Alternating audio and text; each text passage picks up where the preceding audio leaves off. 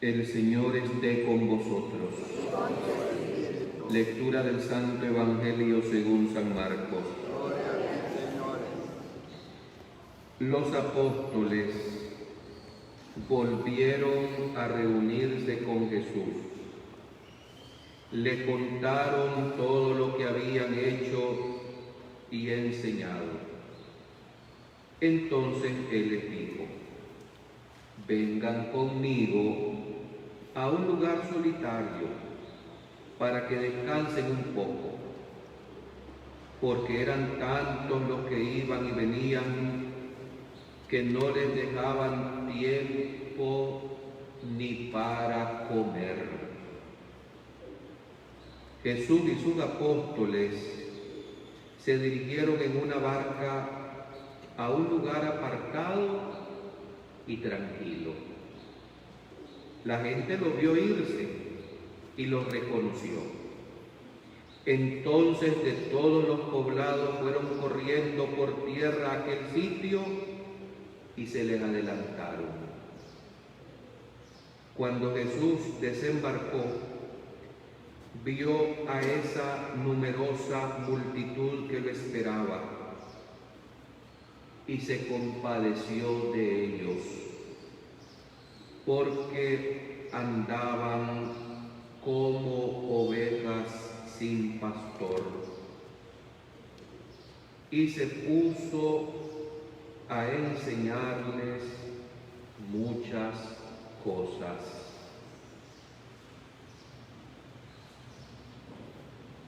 Palabra del Señor. Gloria a ti, Señor Jesús. Por este santo evangelio se borren nuestros pecados.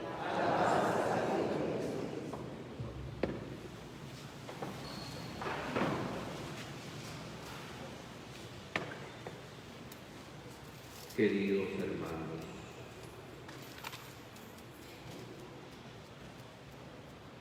el ser humano,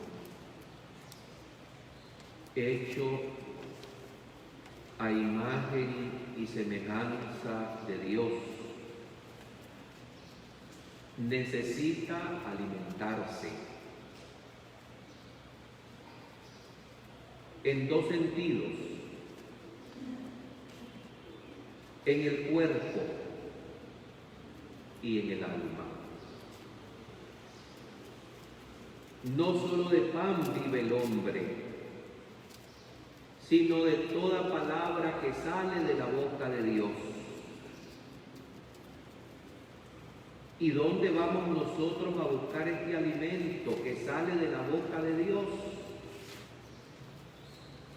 ¿Cómo hago yo para poder degustar, saborear ese alimento que mi alma necesita? Podemos nosotros considerar dos momentos principalmente.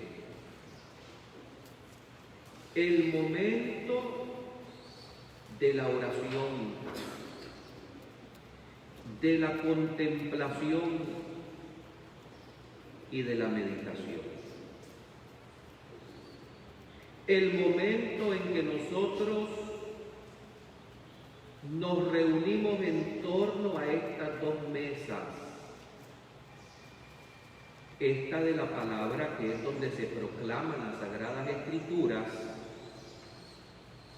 y donde el pastor, el sacerdote, el ministro, tiene que desmenuzar, tiene que servir y me tiene que explicar esa palabra.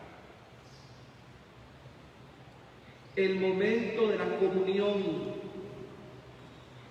de ese pan único y partido, que no es otro sino que el mismo Señor Jesucristo, que se dona, que se entrega.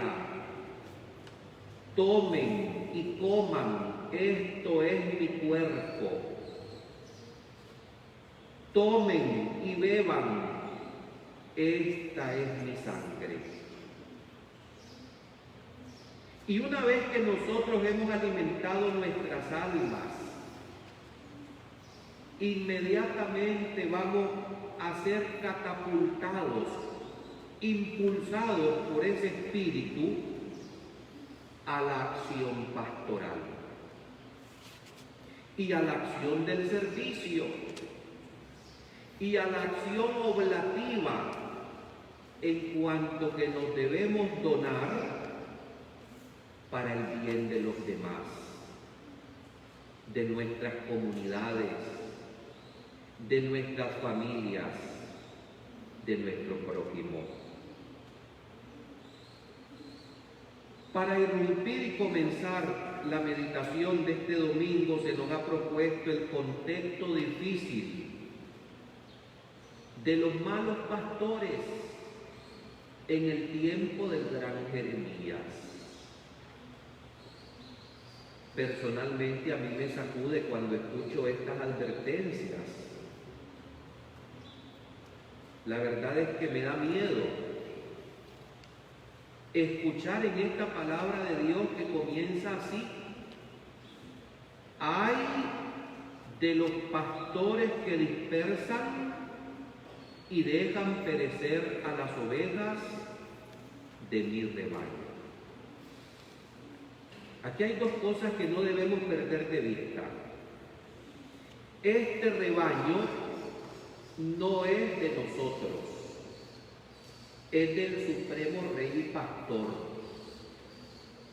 Los términos rey y pastor en el Antiguo Testamento tienen un aspecto sinonímico, es decir, que significan más o menos lo mismo.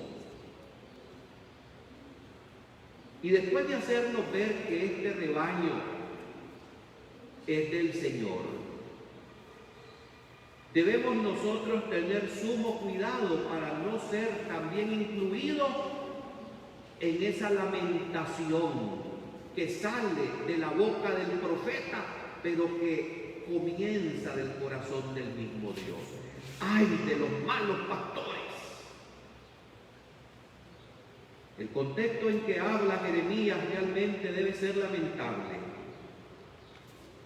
Pero en medio de esa penumbra y oscuridad en que quizás parece adolecer de buenos pastores el pueblo de Dios, hay una profecía. Miren, viene un tiempo en que haré surgir un renuevo del tronco de David. ¿Y a qué se refiere? Será un rey justo, prudente. ¿Y cómo vamos a llamar a ese rey justo, prudente, que inmediatamente pensamos que es el buen pastor? A él lo llamarán con este nombre: el Señor es nuestra justicia. Nosotros que vivimos en esta era de Cristo y en estos tiempos en que se pretende hacer una era después del cristianismo, lamentablemente eso es lo que se está percibiendo en este tiempo difícil, en este inicio del tercer milenio. Nos damos cuenta que esta profecía nos anuncia a Jesús. Él es nuestra justicia. Él es el buen pastor. Él es el dueño de este rebaño. Con estas premisas colocadas sobre el tapete en este domingo, vamos nosotros a considerar los puntos del Evangelio. Comienza este Señor y buen pastor invitando a sus apóstoles a un descanso. El tema de descansar inmediatamente se relaciona con el tema de la vacación. A todos nos encanta pensar en vacaciones. Pero ¿qué entendemos nosotros por descansar, por vacacionar? perder el tiempo, caer en la haraganería, en la total inercia e inactividad. ¿Qué entendemos nosotros por estar vacacionando? Exponernos al enemigo, que no va a perder tiempo, porque el demonio no descansa, no tiene vacaciones. Y San Pedro lo advierte con toda emergencia cuando dice: ronda como el león rugiente buscando a quien devorar. Que es cierto cuando nuestras abuelas decían: el que no tiene que hacer saca pollos a vender. Una persona que vive de vaga es una persona que está expuesta, más expuesta al pecado. A veces uno vive deseando vacaciones, más no sabe al peligro que se expone si no la sabe organizar cristianamente, prudentemente. Hay gente que vive pensando en el retiro de su trabajo.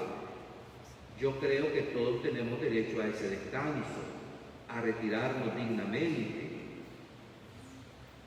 Nosotros no hemos venido aquí solo para hacer unas máquinas de producción, para trabajar. Hemos sido puestos en este mundo sobre todo para ser portadores y contagiadores del amor de Dios y para esperar la vida eterna. Pero ¿cómo estamos nosotros viviendo esos momentos que tanto anhelamos de descanso? San Juan Bosco solía decirle a sus muchachos: descansar, vacacionar, es cambiar de trabajo. Y yo creo que así es. Porque si usted no se pone un horario a realizar tareas diferentes a las que usted hace comúnmente y rutinariamente, tenga la certeza absoluta que el enemigo le va a poner trabajo. Y ese trabajo va a ser ir contra la voluntad de Dios y empujarnos a la condenación eterna. Hoy que el Señor invita a sus apóstoles a descansar porque vienen de una dura misión, les dice lo siguiente: vengan conmigo. Ojalá que nosotros tengamos esta invitación presente cuando lleguen los momentos, el fin de semana, el domingo, que hay gente que lo vive deseando para vivir acostados, echados como animales. Y peor aún, hay gente que lo vive deseando para atender la mesita y buscar la media de guaro y buscar la cerveza y llevar problemas a la casa. Ojalá que nosotros pensemos esta invitación de Jesús: vengan conmigo. Estar con Jesús en los momentos de descanso, buscar un lugar solitario donde nosotros podamos platicar con el Señor. Precisamente el gran día del Señor, que es el domingo, lo que tenemos que hacer es sobre todo tratar de conectar con Él, de sentarnos a platicar con Él. Sin embargo, somos tan mezquinos con Él que hay gente que dice: ¿dónde hay misa el sábado en la tarde para dejarme libre todo el domingo en Coneloya o en el mar? Yo no estoy en contra del descanso, repito. Pero lo primero que uno tiene que hacer es buscar cómo descansar espiritualmente y llenarse de Dios. Vengan conmigo para que descansen un poco. A continuación, el Evangelio hace ver una realidad. Eran tantos los que iban y venían que no los dejaban ni tiempo para comer. Yo pensaba: ¿por qué esta gente buscaba tanto a Jesús? Por supuesto que en ese grupo, en esa muchedumbre, hay de todo. Hay gente que tiene hambre de pan material. Jesús multiplica los panes milagrosamente. Hay gente que tiene hambre de la palabra tristemente esta fue la mayoría. Y hay gente que tiene ganas de salir de sus problemas porque saben que aquel les puede solucionar, porque hace milagros. Así de variable sigue siendo la muchedumbre que decimos seguir a Jesús. Pensaba también yo en esta realidad, en esa fuerza que tiene Jesús para que los demás lo sigan. ¿Qué descubre la gente en él? Descubren un verdadero pastor. Miren, el pastor solo lo hace Dios, lo constituye Dios, lo capacita Dios. No solamente vamos a pensar en el pastoreo eclesial, en los obispos, los sacerdotes, los coordinadores de nuestros grupos. Tenemos que pensar también en aquellos que han sido puestos como líderes para guiar al pueblo, la política. En una empresa, los que llevan los hilos de los motores y de los negocios de la empresa para hacerla producir. Una persona se levanta y se agiganta como un responsable agradable a sus subalternos en cuanto en tanto es un auténtico líder en medio de los demás. A ver si me doy a entender. No van a ser los títulos universitarios, no van a ser los nombramientos de dedo, que quizás se han alcanzado cargos pues cepillando, adulando, lambisqueando, arrastrándose. No van a ser estas las circunstancias que te van a capacitar como un buen pastor. El pastor no es el que da órdenes, es el que se pone a la par del otro para hacer juntos las tareas. Porque fácil es que hacer, tornar, venir, andar. Y a todos nos encanta mangonear. Y todos estamos empujando y sacando manteca y haciendo inversiones en este mundo para escalar, para subir y tener puestos importantes. La jerarquía católica no está exenta de estas barbaridades. Lo triste y frustrante es que cuando se logran alcanzar esos puestos con estas artimañas, queda retratado como un verdadero inútil.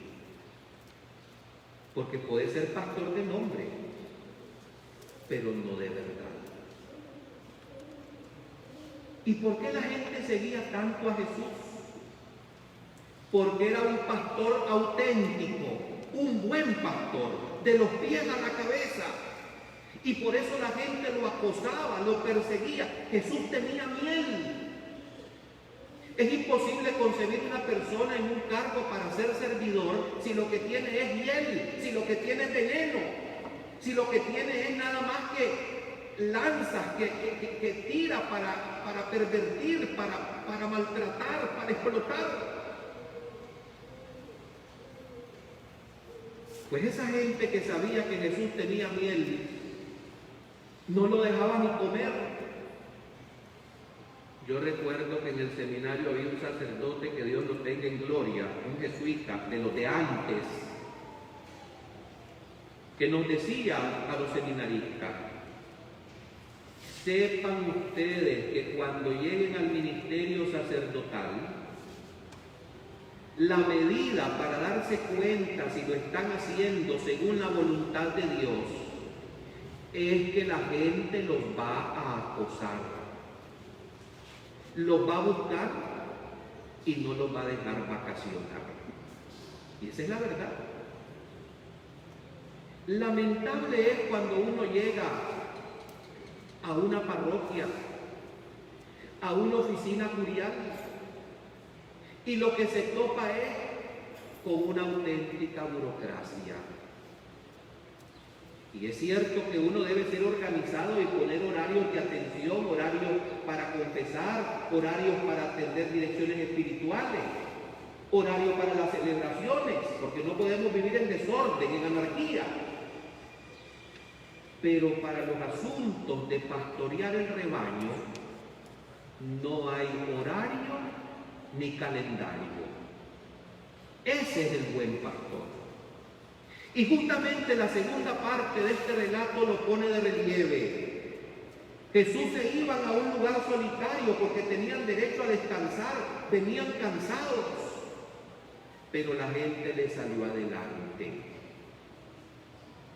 Esta gente era buena en su tarea.